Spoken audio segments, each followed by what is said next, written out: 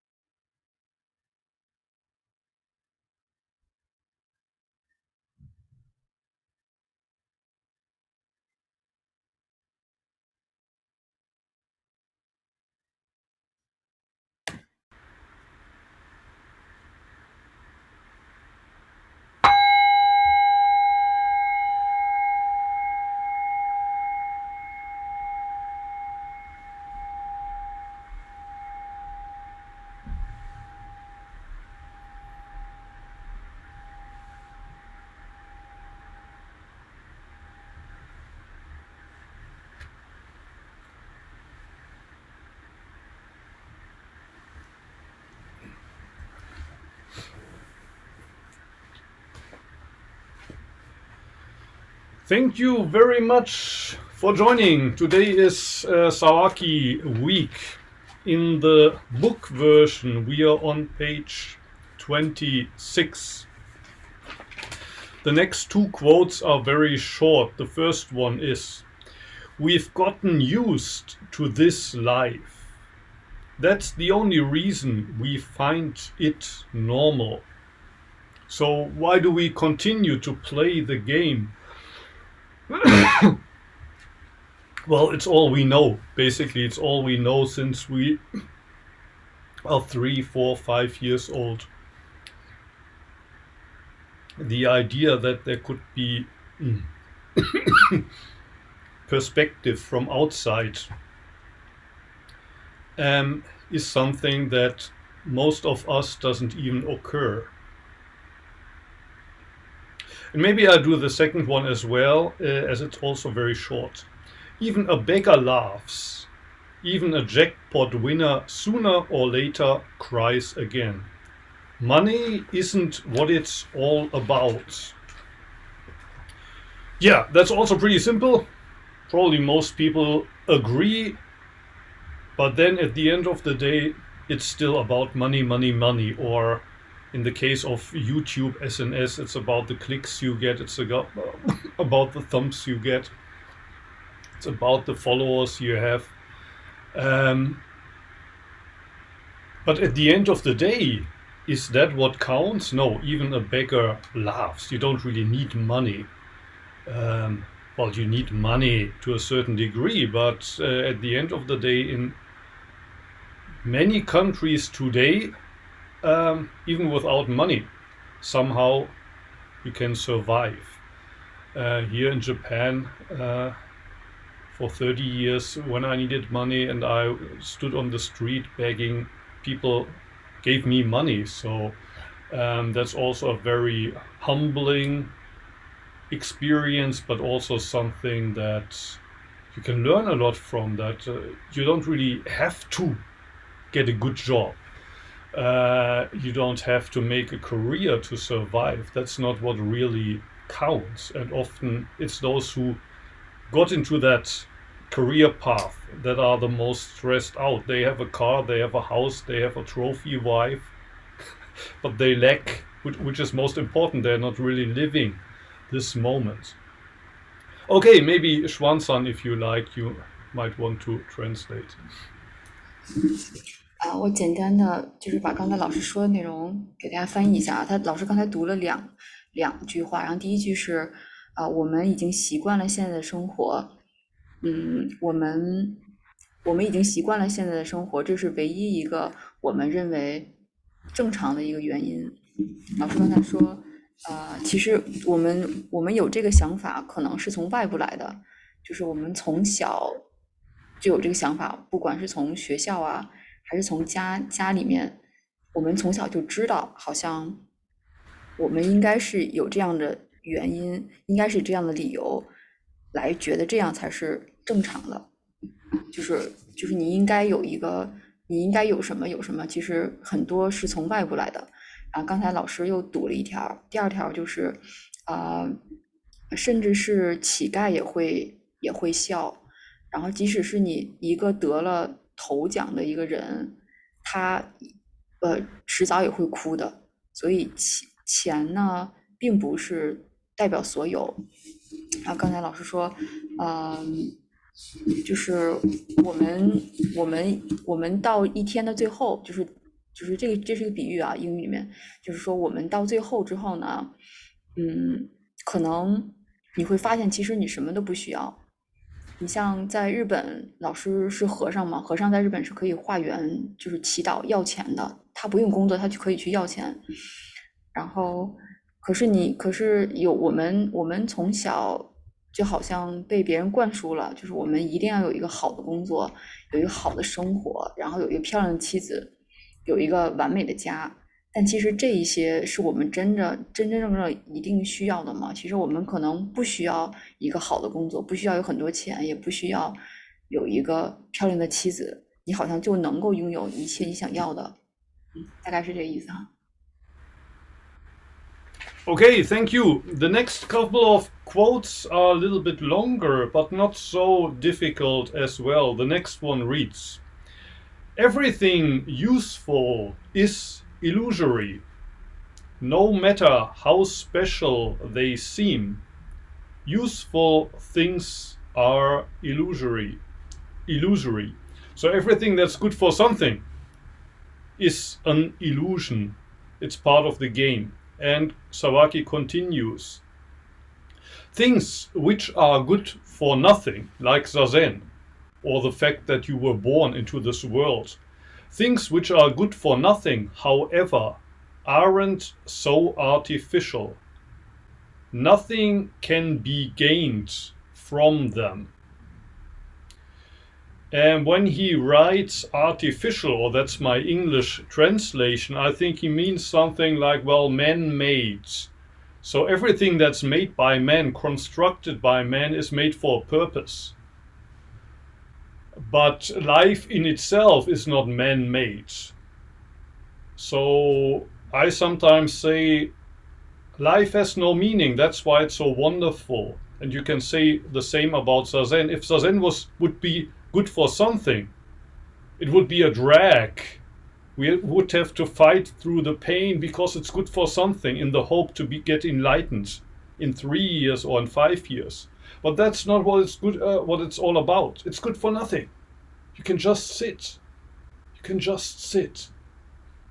You don't have to do anything. Nothing can be gained from Zazen. That's why it's so wonderful. And this quote continues for 3 more small sentences. Everything is relative. Everything is relative. I think he here again means that everything is part of the game. This is good for that. Everything exists only in relation to something else. This is the starting point and that's the goal. Even the most important thing in the world is only relative. So the Japanese emperor might be important, but only in relation to the common folks in Japan. And compared to the American president, even the Japanese emperor might not be so important. What is beyond all this is the absolute. In Christianity, the absolute would be God, the creator of the universe. But when Sawaki says the absolute, I think he means, well, basically where you are when you quit the game, when you take a break from the game. The fact that this is right, this moment, the here and now, the absolute. And of course you can, if you say here and now, you could say, well, today is only one day in the history of mankind. Today is November 12th, 2023. And today is related to yesterday, and it's in a relation to tomorrow. This day is also only part of the relative world. Yes, but the now is not. The now is not. This flat where I'm sitting right now in Osaka is part of the relative world. It's kind of in the west of Tokyo. It's in the east of China. It's somewhere on the globe. But the here is not part of the relative world.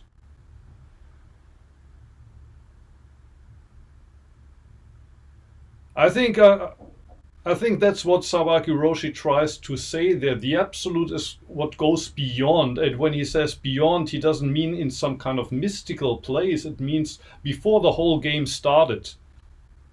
When you were still 3 years old and you didn't even know what the word tomorrow means. You were in the absolute. That's where the absolute is. It's not something that's really hard to get. It's what you already have right now.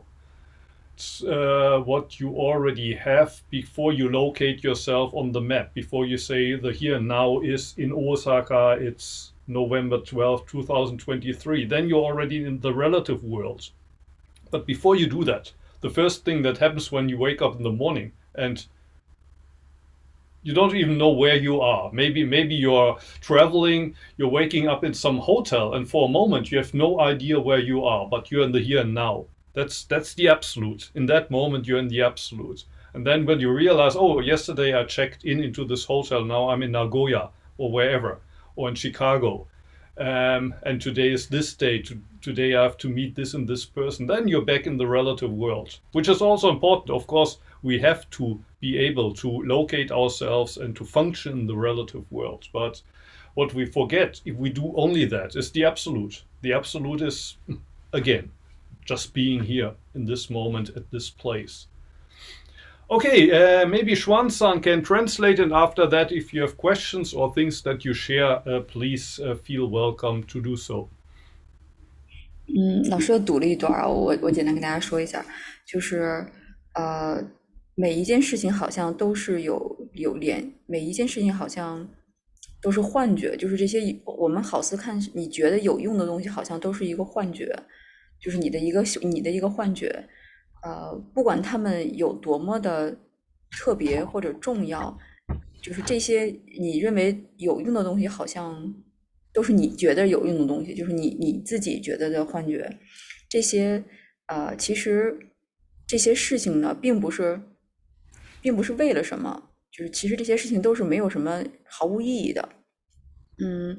我们总是人为的把它和什么东西连在一起，然后我们总是其实我们是在这些当中什么也得不到的。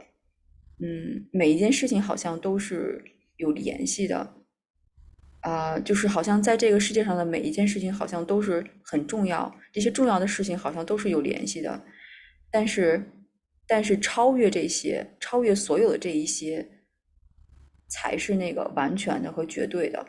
然后这里面讲的那个完全的和绝对的，在不同的文化和宗教里面，其实有不同的解释。你比如基督教或者是西方的一些国家，可能认为就是主，就是神哈。而这个 Sawaki 就是那个泽木老师，他在这儿其实想说的那个绝对的和完全的，他指的其实就是现在还有时间。指的就是你所，其实就是我们现在说的当下，你现在这个地方，你现在所经历的时间就是当下，就好像你看我们这个地点、时间一样，我们现在都是在这个时间，但是这个时间又不是完全绝对的一个时间，是比如说在日本是这个时间，你可能在美国是早上，然后在中国呢又比我们晚1个小时，就是我们认为这个时间好像是有联系的。我们有一个时差，好像是有联系，但好像又不是有联系的，它又是一个独立的，就好像我们现在这个地点也是啊，你看日本这个地方，我们现在在日本哈，你好像是在地球上的一个什么地方，你好像是在地球上一个什么地方，你可以找到它，但是其实你想，你真的你在的这个地方和那个整个的那个地球，它真的有一个完全的联系和关系吗？好像也没有，因为你就是在这儿，所以不是所有的事情都是被联系和被关联在一起的。你看，就好像我们小朋友3岁以前，他不会想那么多，他不会想这个事情和那个事情有没有联系，他也不会做判断，他也不会想这个事情有没有用，他也不会想我们做这个事情他到底是为了什么，他只是因为他想做，然后他觉得这件事情让他很开心。就是在我们3岁以前啊，小朋友的时候，这个时候的那个时候的，就是刚才老师讲的 here 和 now，就是现在还有那个地点呢，其实那个时间才是绝对的。就好像，就好像我们其实不难理解哈，就是好像你有了这些，都不是一个绝对的。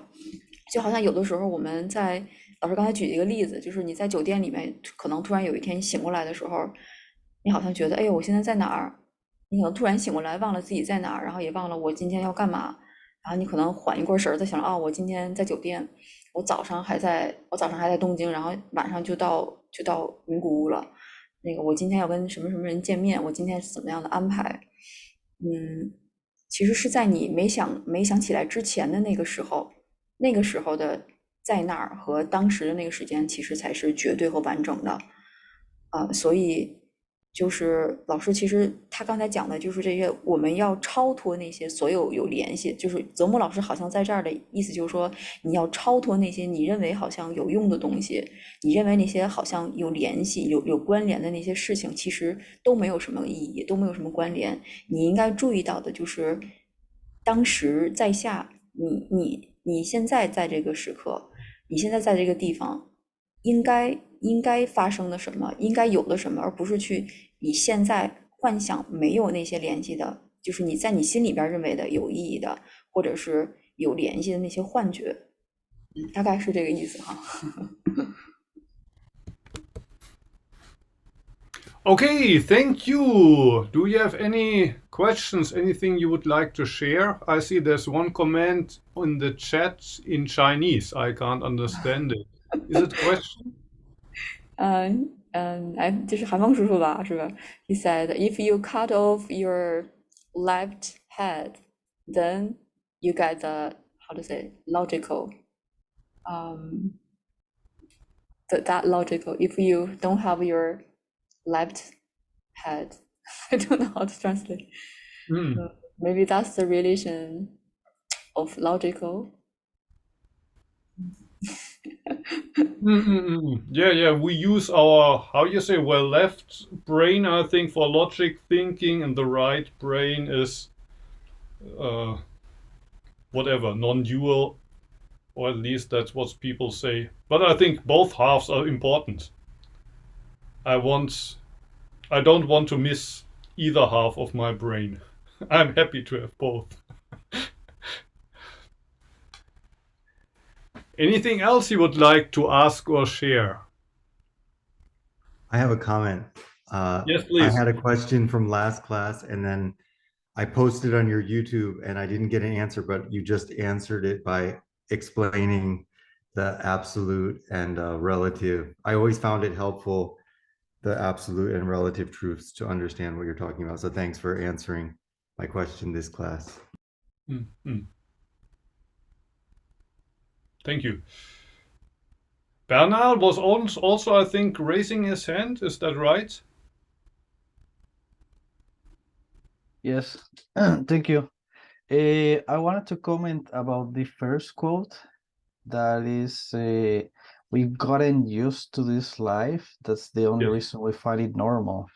Yes. And I mean, it's a very simple statement, but it's really true. Like it's very deep. If we look into our lives, what we think is normal, just a couple of generations ago, it was not normal. Yes. And so in the sense that Sawaki says that everything is relative, well, we can say it's relative to its time. And who knows, in 2 generations in the future, whatever we are doing will be completely bizarre, like a relic. So Yes. it's just another game. Yeah. Yeah.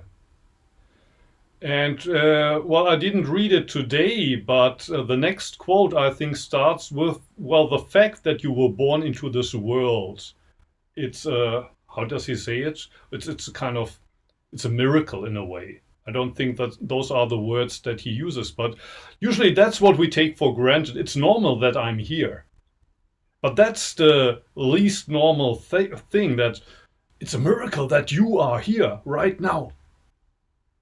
Right now at this place you are. But that's what we take for granted, and we chase after things like money and fame and stuff like that. That's what's meant by forgetting the absolute and only having eyes for the relative. This kind of absolute miracle being, you are here, you are here. Wow, wow.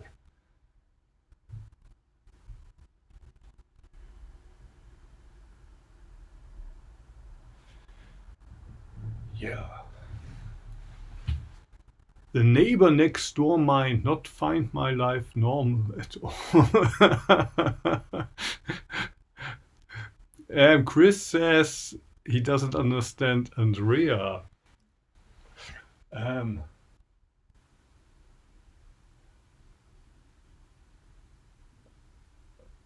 Usually we get used to our lives, so we find it normal. But with the lives of our neighbors, sometimes we disagree. We don't find it normal.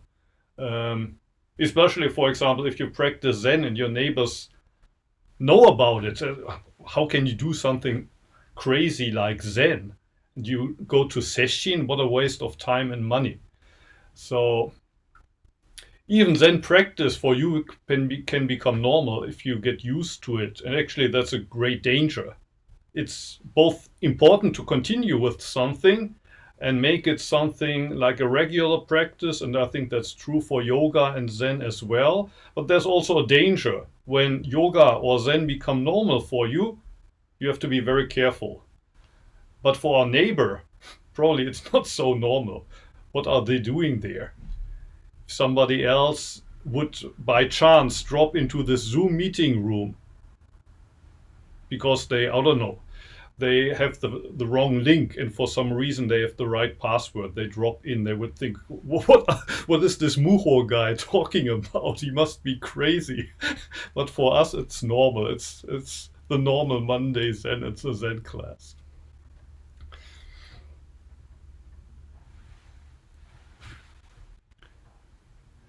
What's the purpose of life if the things we are busy with are not so important? Well, as always, I would say there's no purpose. That's what makes it so wonderful. Everything that has a purpose is boring. It's a drag.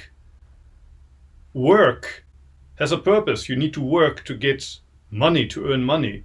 Homework has a purpose. If you don't do your homework, you don't get good grades in school. Everything has a purpose. But if it has a purpose, then you're not in the activity anymore. So life has no purpose, and I would say thank God it has no purpose. Thank Buddha that life has no purpose, because that makes it worth living, so to speak. That's what makes it good. If life would have a purpose, maybe I would kill myself. But I discovered it has no purpose, and so I'm happy to go on like this for another 30 years if I have them. So I personally, I'm happy that life has no purpose, at least in my case.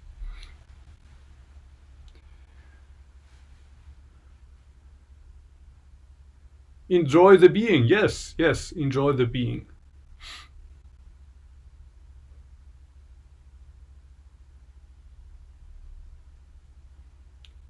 Anything else that you would like to ask or share?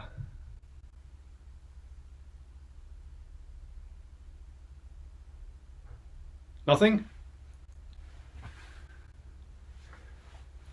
Next time we get back to Dogen Zenji's Fukan Zazengi.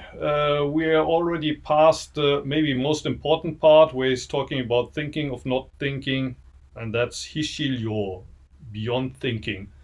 And I think pretty soon also this quote here will appear in the Fukan Zazengi. It's like a dragon that dives into the water. It's like a tiger that's taking a stroll in the mountains.